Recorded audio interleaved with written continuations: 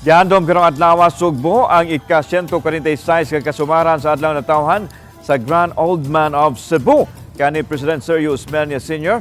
Usa ka programa ang ipahigayon sa Osmeña Boulevard nga gitambungan sa mga opisyal sa dakbayan sa Sugbo ug mga miyembro sa Osmeña Clan. Ana usab ang masakop sa PNP ug AFP nga mihimo og salute.